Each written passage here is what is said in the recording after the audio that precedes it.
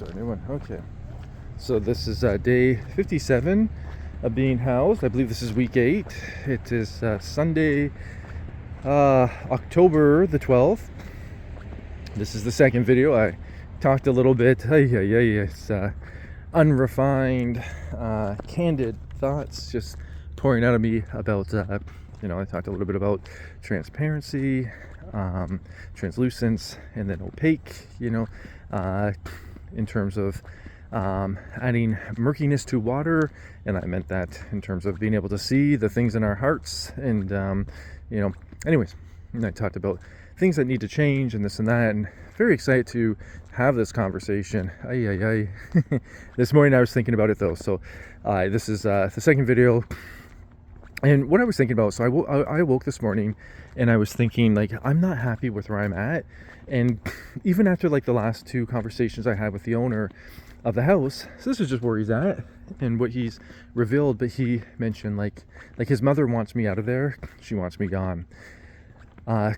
He said that, he's put in a predicament because he, needs to like protect his mother, and he doesn't want to side against his mother. And, so it puts him in an awkward position because he also doesn't want to accuse her of lying, but he's noticed that there's patterns of behavior, and she seems to, bring things up all the time. And, he was just virtually saying, like, from his side, it seems like she's just angry about other things, and, maybe she's jealous or this or that. So, anyways, but he was saying, like, he's like, well, I need you because he's got his own things that he's struggling with, like for his own personal ambitions, and he needs a little bit of finances. So he's like, oh, if you could only stay here. He's like, if you stay here at least until December, then I'm gonna have this amount. So he divulges a lot of his information, which is, he's just, if you could stay here till about December, then I'll have all the money I need. And he's like, then it doesn't really matter to me what happens after that. So this puts me in a very precarious predicament. I am literally on the verge of homelessness. Like literally on the verge of homelessness. Went through homelessness in the summer, and I don't have, like with my family, unfortunately, I don't have that fallback. And it's not because of drugs. I don't do drugs. It's not because of alcohol. I don't drink alcohol. It's not because of substance abuse. I don't even take pharmaceuticals. There's unforgiveness, and there's issues that have been there for a long time. And praise God, God convicted my heart to go and repent. First I repented to God, then I went and I apologized and asked for forgiveness from my father. And he was so angry, and I remember he grabbed the top of my head and like he was squeezing my hair. There was just so much hate and anger and bitterness. And he said, I forgive you. But unfortunately it was only in his words, it wasn't in his heart. And then later I asked God about this, and then God revealed to me, which actually my father talked about. So God revealed memories of things that my father's talked about from his childhood. And he was, subject to a lot of very severe racism. And like those wounds are still very fresh. And these happened when he was a little kid. And then so he, it changed him to somebody who's very angry and very bitter and very hateful. But you can tell there's that confliction because he goes to church and Jesus teaches the opposite. So he puts on a performance, unfortunately, and he's done really well with it. Like, he looks wonderful. If he was the same guy that's at church as he is behind closed doors, there'd be no problems. The problem is he's not, unfortunately. So I can't count on, anyways, there can be no justice and no peace when Jesus is not at the throne, and that includes at the throne of somebody's heart. So that might be difficult for some people to understand. It's going to be easy for other people to understand. But so yeah, like it's unfortunately there's I don't have that. That's not an option. And but fortunately, I have God. So I won't worry and I won't fear, and I will cast all my cares upon him. And so this is a very fortuitous and wonderful opportunity to just walk side by side with others who are going through this and who are maybe in the same predicament, and just to reveal Jesus, to reveal God's kingdom, and to allow God to be God. So regardless of what I'm going through, like I was thinking about this morning. If I get removed from the place where I'm at, I just need to, and I'll just ensure that I have a clear conscience before God to know that I didn't do anything that's evil in His sight. And then if I'm removed, God will take care of me. And He's never failed me. So there's no reason for me to doubt Him.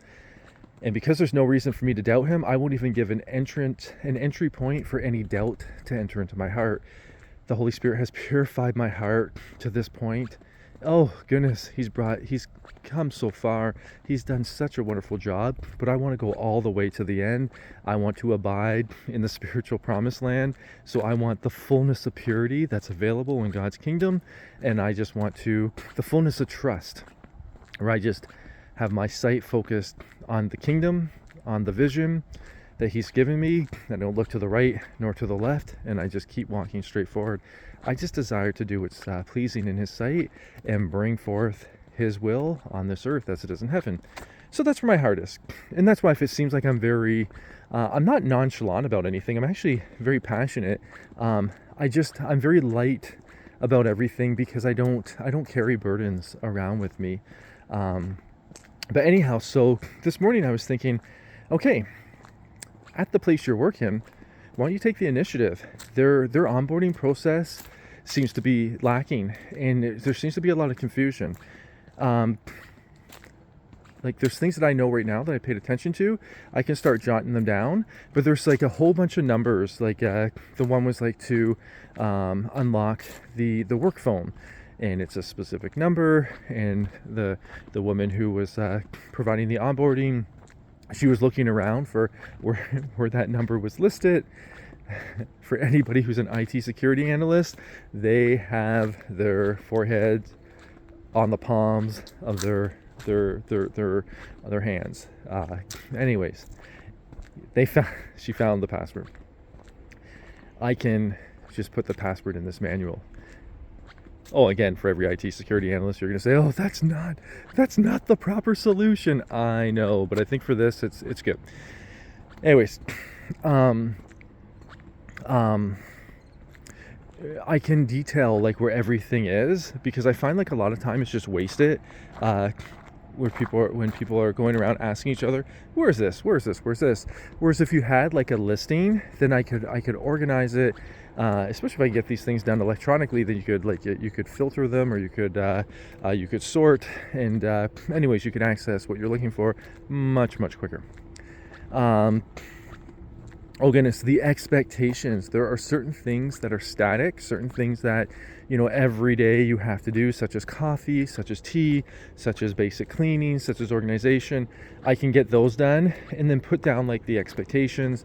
And then there's other things that, they're dynamic. They change all the time. I can show where the list is that tells you, what needs to be changed, or like what is going to be done on what specific days, I can get all those things out. Even things such as like garbage, the garbage days, the recycling days, how we dispose of boxes, the days that these things are taken out. I can record those things. I can be as comprehensive with this as possible. And I would love to do this. These are things I enjoy doing. I love sitting down and writing and then writing some more. So I can apply that to this role, and I can be a benefit or a blessing. So I've been thinking about doing this. And I was thinking, why haven't I started this yet?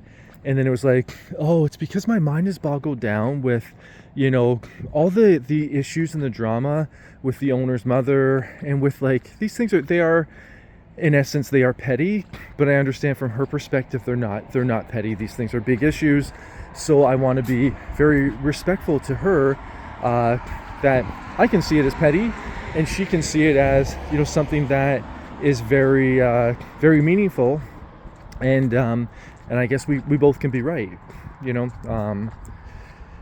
That's where she's at. That's the way she's viewing it. And, but I don't view it that way. But it's these things that are not only taking up my time and my energy. Talking with the owner about these things on Monday and Tuesday, like we're talking about maybe a 2.5 hour conversation the first day, and like a 1.5 or 2-hour conversation the next day, that's 5 hours, and it's a major disruption into like the things that I'm doing. I like to get things done. I like to have a list and check the things off my list. I try to avoid things that waste time, because things that waste time, I'm accountable to be a good steward with my time. And time is one of the very few resources that we're never going to understand the full value of it until we start to see the end of it. And in that understanding needs to be applied in this very moment. So I need to be, and I will be accountable. I'll learn the skills to navigate around these issues.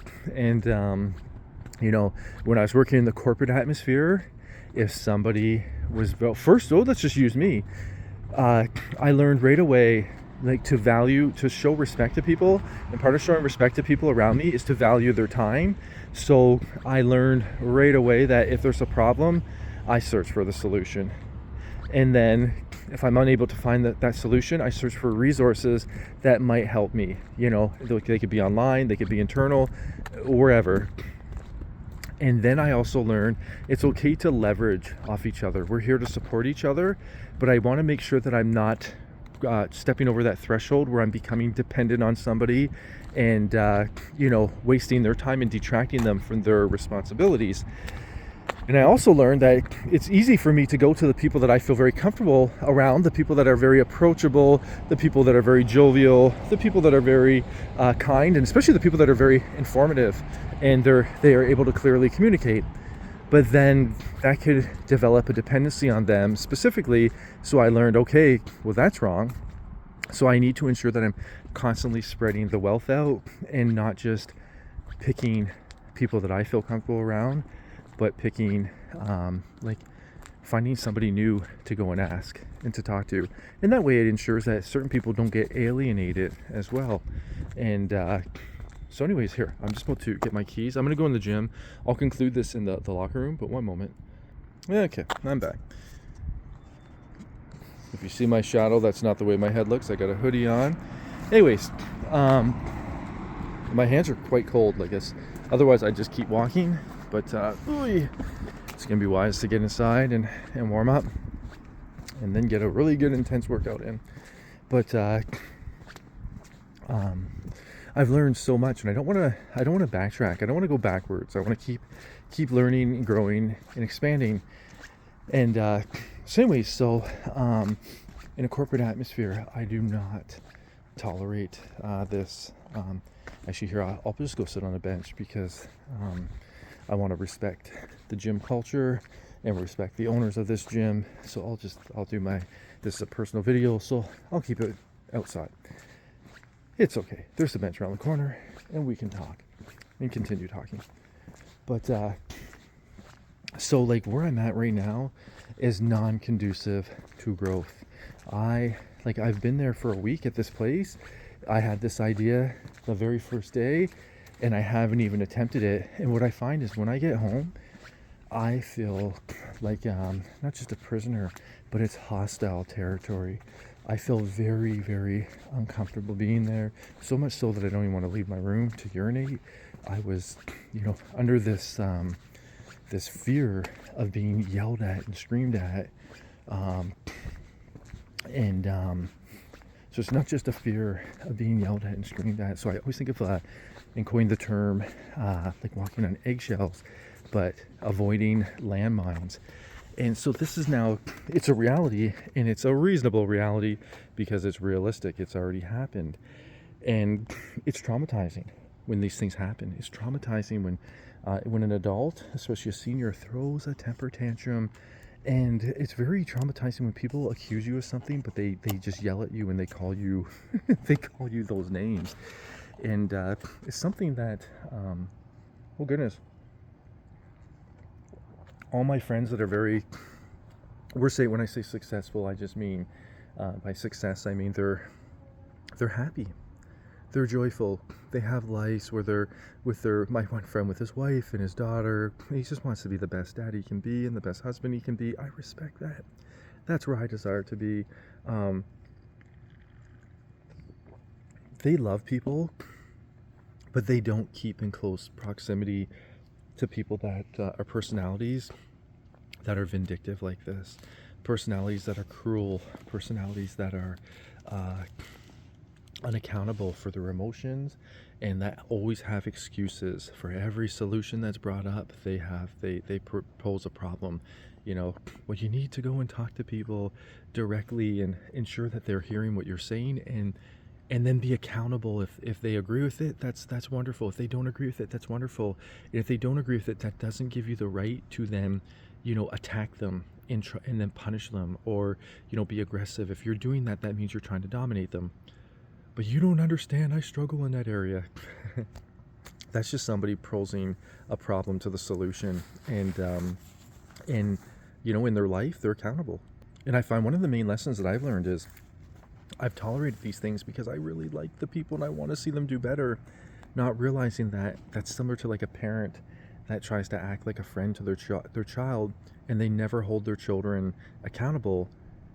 So their children they're never going to learn the lessons, because they're never put in a predicament where they have to actually pay, for their actions. So then that the learning lesson that was available has always been removed from them, because the parents jumped in and wanted to protect them from, what they thought was like a harsh consequence, which in reality was just, not only a consequence to their actions, but it was a learning at the root of it. If the child is able to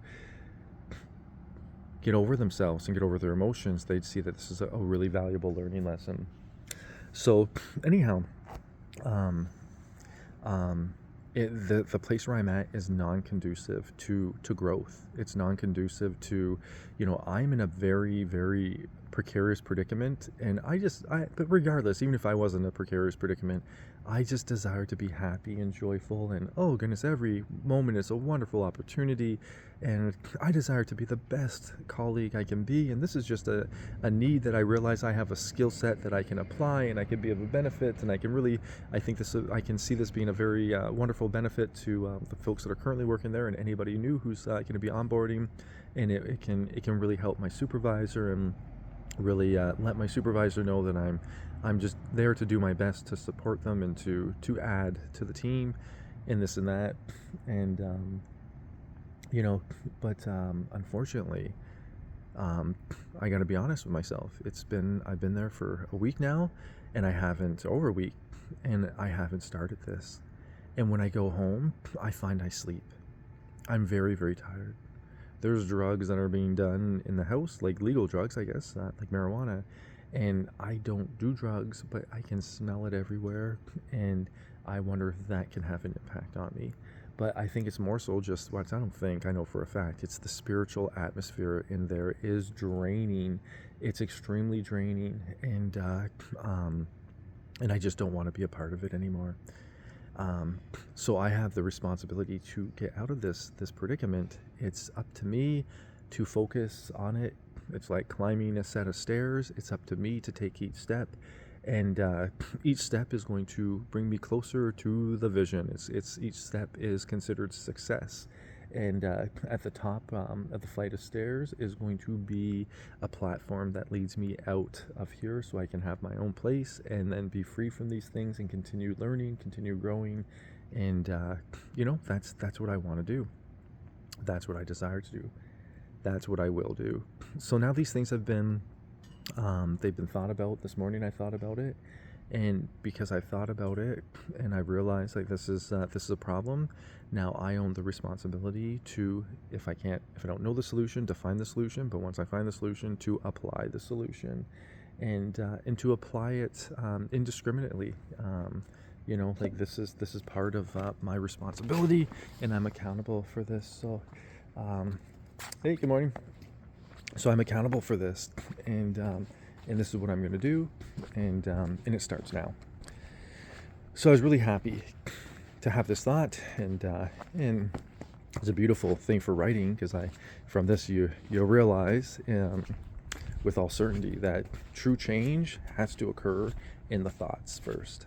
If it doesn't occur in the thoughts and it's just simply change that you're trying to force through actions, when the going gets tough, you're always going to resort back to what is comfortable, and what is comfort actually exists in the heart and in the mind. But once the thoughts change in your mind, you no longer have that former place to go back to. So you're going to have to step out of your comfort zone, and then realize that the former comfort zone that you had before is no longer behind you. So you have no other option but to keep moving forward, to keep learning, and to keep growing, and to keep doing the best you can with what you currently have. And most importantly, to trust God in everything that you do, and acknowledge Him in all your ways. So that's where I'm at. And this is week 8, and it's taken me this long to think this, but it's also, hey, it's this thought is here now, and I'm going to move forward with it, and it'll be a change of direction, and it's a change of thought. And that's another good one too, is every true change of direction begins with a true change of thought. I'm at the gym. I'm going to work out. Then there's other things I want to talk about. We will talk about them, but let me get this workout in first. God bless you.